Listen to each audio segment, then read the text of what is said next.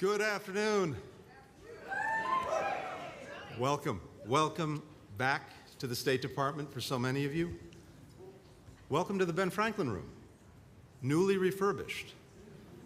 A lot went into this, and I think maybe a word about Ben Franklin before we get to today's event. As you all know, he was America's first diplomat, ambassador to France, negotiated our first treaty, charted the Gulf Stream, pioneered electricity, gave us our ethos of self-governance, and virtually none of that did he do while sober.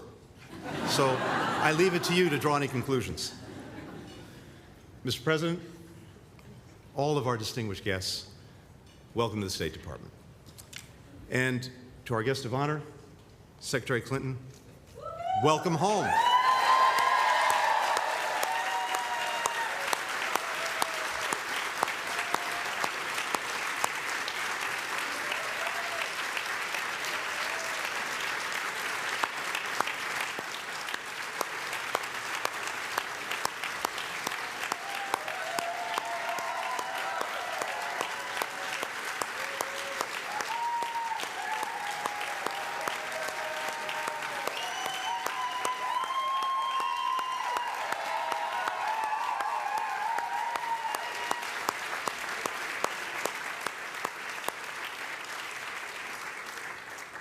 If you'll allow me one quick word of personal privilege.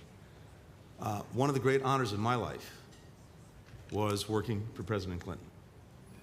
And quite simply put,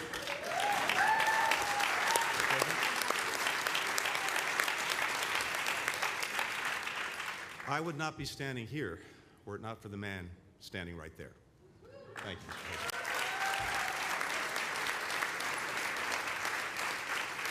But to our guest of honor today, it is a joy to have you back at the State Department. And I'd say from looking around this modestly filled room, from listening to folks in my office, in the hallways of the department, throughout this entire building, I know that feeling is shared by members of your very big State Department family. I'd also like to welcome back members of your staff. This is a homecoming for each and every one of you, too. And thank you for being here today.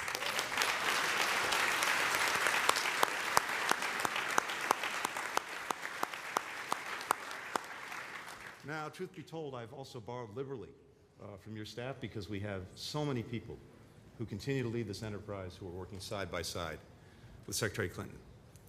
Now, I've been involved in foreign policy for more than 30 years. I've known, worked with, and learned from and admired Secretary Clinton for each and every one of them. I first met the Secretary in the White House, where I worked for the President on the NSC staff. Now, for someone who had an office on one end of the old Executive Office building, I spent an inordinate amount of time in the First Lady's office on the other end of the old Executive Office building, and also in the East Wing. And that was, in fairness, all because a certain member of her staff, maybe of all the things I have gratitude to the Clintons for, number one is bringing my wife, Evan, into my life. That's at the top of it.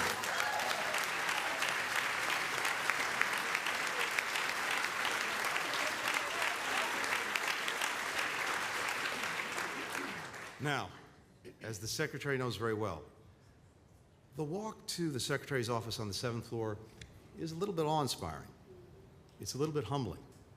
You pass through the stately diplomatic reception rooms and then down that wood-paneled mahogany row, surrounded by portraits of our predecessors, most of them looking a little bit severe, many with some pretty imaginative facial hair, and all but 3 of them white men. Of course, it's what these secretaries did that is most humbling to those of us who followed in their footsteps. Some of them won our young republic its first friends and allies, helped our nation navigate world wars, negotiated treaties and peace agreements, charted the future of the international system and America's role in it. And now, beginning today, another secretary will join this esteemed group, a secretary who helped transform American diplomacy for the 21st century, Hillary Rodham Clinton.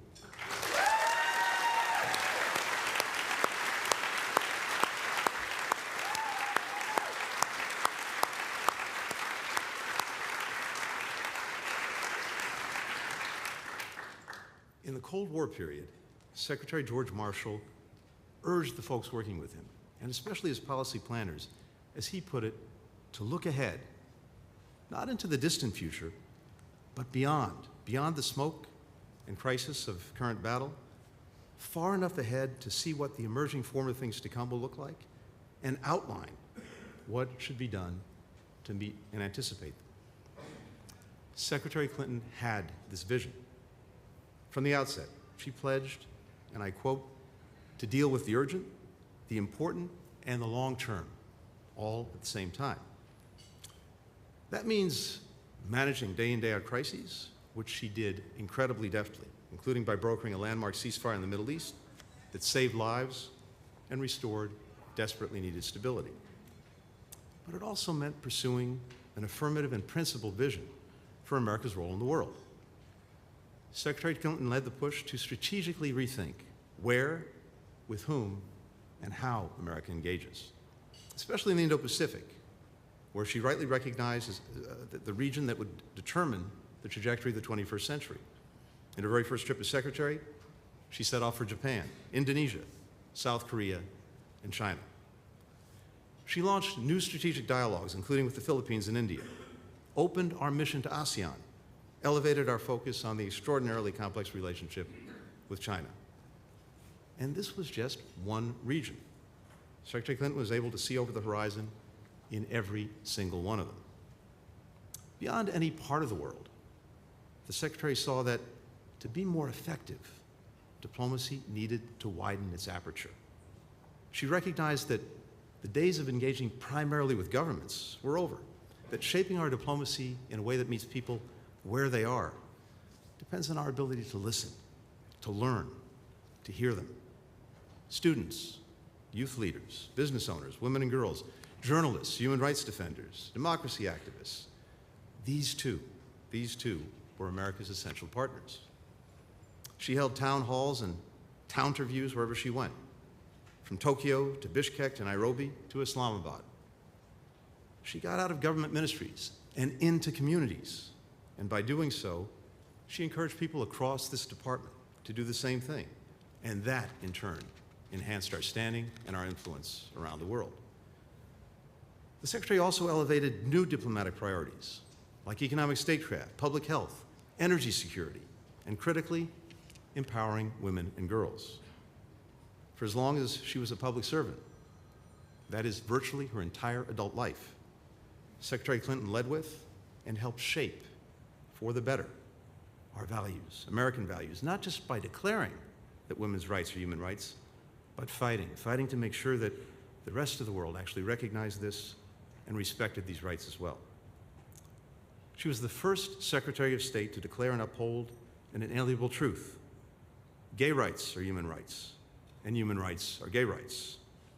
A lot of what's now recognized as universal, what's commonly accepted, Secretary Clinton helped make it that way. And she led with both America's values and our interests in calling out Putin for who he really is from the start.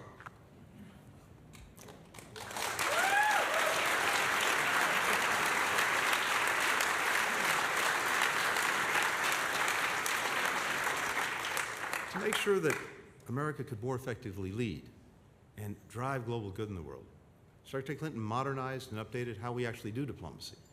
And she also invested in our single greatest asset, and that's our people. Secretary Colin Powell used to tell a story about a letter that he received on his very first day from the great strategist George Kennan. Kennan wrote that every Secretary of State has two jobs. One, to lead the government's foreign policy, and two, to lead the department. Secretary Clinton understood this innately and knew that both roles were essential and also mutually reinforcing. As she advanced our diplomacy around the world, she also worked tirelessly to support those who were conducting and aiding our diplomacy on the ground. She led by example, with good humor, and also with, I think, what's become a truly legendary work ethic. Now, some of you have seen the photographic evidence of this. Secretary Clinton rocking shades in the back of a C-17. globetrotting to a modest 112 countries, at least by the official count, brokering peace deals, negotiating sanctions, standing up to autocrats, all for days on end, running on little more than a breakfast burrito. Then there was Secretary Clinton regularly stopping by offices and bureaus throughout this building, taking extra time to visit our embassies and consulates on every trip, meeting with our direct hires, their families, locally employed staff, who are, in every mission in the world, the lifeblood of our embassies, and of course the Marines who protect them every single day. Supporting our people also means championing their work and ensuring that diplomacy plays its rightful role in our foreign policy and our engagement with the world. So the Secretary made sure that the State Department had a seat at the table in any major decision that was being made in the administration. She stood up for this building and the people in it, whether in a meeting with fellow cabinet members or during those occasional high-pressure briefings with the President in the Situation Room. She worked to boost morale and reinvigorate a sense of pride in our diplomacy. All of this made possible America's work to, as she always put it, help more people in more places live up to their God-given potential. Now, it's not always an easy job. There are risks that people can't see coming around the corner. A bee swarm in Malawi, a volcano eruption in Eritrea, an earthquake that shook everyone and everything, save for a sound-asleep Secretary of State. Tom Nides once gifted the Secretary an NFL helmet at a staff meeting. And I've got to say, if you still have it, I'd love to borrow it. But the Secretary managed all of this in incredibly high style. As she's fond of saying, like Ginger Rogers did, in heels, dancing backward. Or, in Secretary Clinton's case, dancing a little salsa at Cafe Havana in Cartagena. Secretary Clinton has often said that America's leadership in the world is like a relay race. Presidents, secretaries, entire generations are handed the baton and asked to run a leg of the race, and then hand it off as best we can. Pass on the torch, pass on the relay to the next generation. Secretary Clinton, your leg of the race helped revitalize the power and the purpose of American diplomacy. It reminded the world of who America is, what we stand for, and helped us achieve our mission, what we're all here ultimately to do, to make our people and people around the world a little bit safer, a little bit more secure, a little bit more prosperous, a little healthier, a little bit more filled with opportunity. Her time here inspired so many people in this room, and so many others well beyond this room, in this country and around the entire planet. It inspired them to try to do the same thing. And for that, I could not be more grateful, both as one of your successors and simply as an American. And now, it is my distinct pleasure and distinct honor to turn the microphone over to my friend, to my colleague, the 67th Secretary of State of the United States, Hillary Clinton.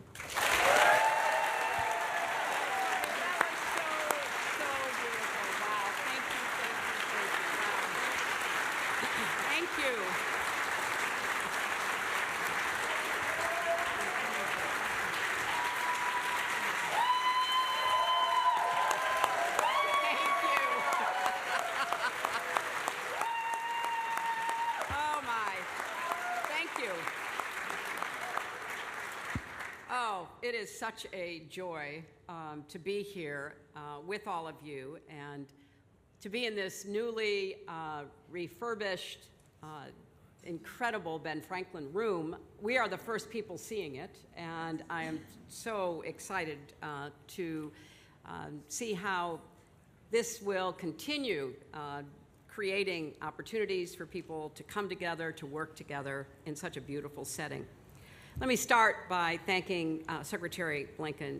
I am incredibly grateful to you for your leadership, the tremendous job you're doing on behalf of President Biden's foreign policy, the successes that you and your colleagues have obtained, it's truly remarkable. I think if we had been in this room in its former, much gloomier kind of look a couple years ago and talked about an invasion of Ukraine that, instead of driving a stake between us and our allies, brought us closer together in order to support the right of the Ukrainian people to defend their liberty and freedom and democracy, people might have doubted that, because we had burned so many bridges with our allies and our friends. So reinstating a foreign policy that plays to the best of American values, that puts our interests and security front and center, but does it in a way that actually brings people to us, not pushes them away, would have been thought to be extremely difficult. And indeed, it was, but it was accomplished. And that, plus so much else you've done around the world in your time, helping to restore America's standing, keeping us safe, strong, and respected, is truly remarkable. Thank you, Secretary Blinken.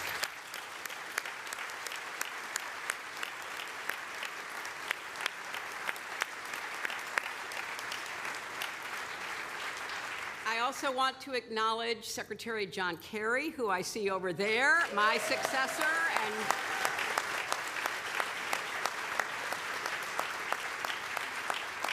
thank you, John, for your indefatigable leadership on behalf of climate and everything you're doing to try to help us outrun the rise in temperature and all that comes with it. I know I and many other Americans are very grateful.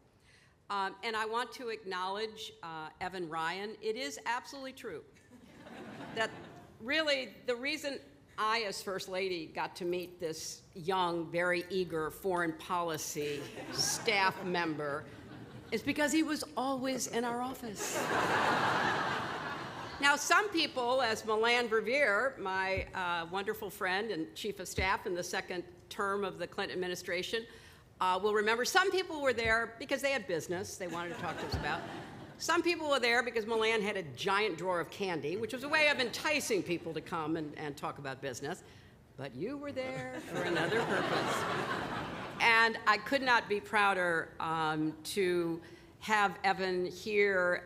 She's working at the White House once again. Her service is extraordinary as well.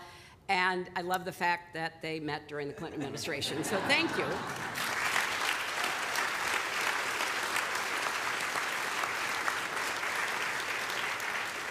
I'm also delighted that 42nd, as I call him around the house, is here. It always gets his attention. You know, sometimes saying Bill, he's watching, you know, basketball or football or something, you know, but if I say, oh, how do I hum Hail to the Chief? But thank you so much for being here as well. I want to thank Steve Polson for the portrait, which you'll see in just a few minutes. He has extraordinary talent that has been called on by other secretaries of state whose portraits you will see around the building. Now, this is an incredibly emotional moment, looking out and seeing so many of you with whom I was privileged to serve over my 4 years. Some of the challenges and the adventures and opportunities that we pursued together through the State Department and USAID. And I want to thank all of the current and former Foreign Service officers and civil servants here today, because although much of their daily work goes unsung on the front pages of newspapers or barely mentioned on cable news, it is vital to our nation's security. And so I want to give a round of applause to those who are the heart of our diplomacy and development.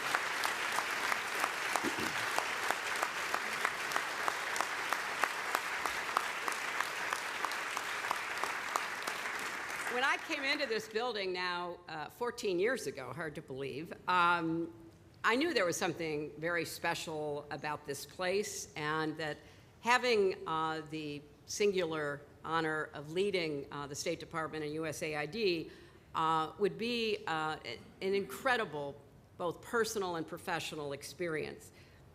I had no idea the level of talent and expertise that resides here in the building and across all of our embassies, consuls, and other outposts throughout the world. People who serve this country with 100% of their commitment, their intelligence, who bring every experience to bear on whatever the challenges might be. I am so grateful that I got to spend those 4 years crisscrossing the globe with many of you, endless miles traveled, oceans crossed in pursuit of peace, prosperity, and security. I do think that it was important to restore America's commitment to diplomacy and development. That's why from the very beginning I started talking about the 3 Ds, those plus defense, because we needed to make it clear coming out of 2 wars that had been extremely expensive in blood and treasure, that we had also a strong case to make around the world to draw people toward us to pursue common interests and values. And I think, as the Secretary just said, we tried to do that by dealing with individual crises, of course, but also taking a longer-term view about where we wanted to be, what kind of world we wanted to create for our children and our grandchildren. So we built global coalitions to curb nuclear proliferation, to tackle climate change, to promote democracy. We continued to build on our human rights commitments, women's rights, gay rights, the rights of all people to have a chance to live up to their own God-given potential. And we have seen the continuation of a lot of the values and priorities that we worked on into the Biden administration. And in looking across the globe, defending democracy in Ukraine, expanding NATO, just as an aside, too bad, Vladimir. You brought it on yourself, and that was such a point of contention. And we always said, people are not forced to join NATO. People choose and want to join NATO. And so indeed, expanding NATO, facing down Russian aggression, managing the challenges from China using creative diplomacy in the Indo-Pacific, from the Quad to AUKUS to the historic Camp David meeting between the Japanese and South Korean leaders, and strengthening our alliances and partnerships. Now, of those 3 Ds, we know defense gets the most attention, gets the most money, but the people in this room understand very well the enduring power of diplomacy and development, not only to keep us safe, but to promote our interests around the globe. I am privileged right now to be teaching at Columbia University at the School of International Policy and Affairs, and co-teaching with the dean, who is an expert in international relations, particularly the theories that help explain why leaders make the decisions that they do. Our course is called Inside the Situation Room, and of course I use a lot of examples from American diplomacy and development in order to convey to students in this very large class what's possible besides aggression or responding to aggression. Now, everyone here is part of the tradition of diplomacy, which is as old as our country, as Ben Franklin is watching over us. I continue to call what we should be doing smart power, because it's better than the opposite. And I remember very well how the increase in applications to the Foreign Service started going up once President Obama took office. People want to serve our country. They even are willing to put themselves in harm's way without wearing a full military uniform and carrying an assault rifle. They want to be part of building a better world that the United States can help to shape. So there are no finer public servants than those who I was privileged to live with. You know, when I think about the myriad of challenges our country and the world face, and people have this phrase, you know, polycrises, which sadly is kind of descriptive. What makes me sleep a little better at night is knowing that there are people in our government getting up every day trying to make the right decisions. Sometimes when that's not so obvious, sometimes when it carries consequences and costs that can be difficult to explain away, but which are part of charting the course we need to take us forward. So thank you, Secretary Blinken, for your work, continuing the tradition that Secretaries of State certainly aim to fulfill, of being a good steward during the time that you're here of our country's values, interests, and security. And it is such a joy to be back here. And I haven't seen this portrait in a really long time. Steve Paulson is amazing, but between COVID, between not wanting to finish it during the prior administration,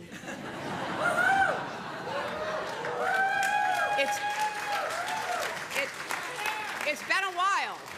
It's been a while, and I am going to be probably as surprised as all of you, but this could not be a happier occasion, and thank you so much for hosting us.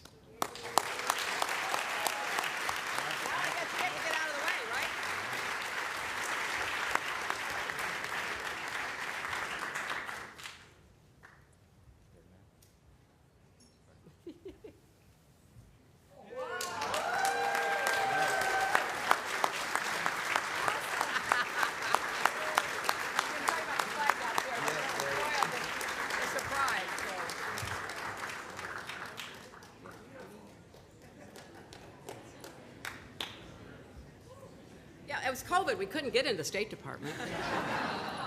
So what's the perennial symbol that we all stand for, right? It's beautiful. So what you do?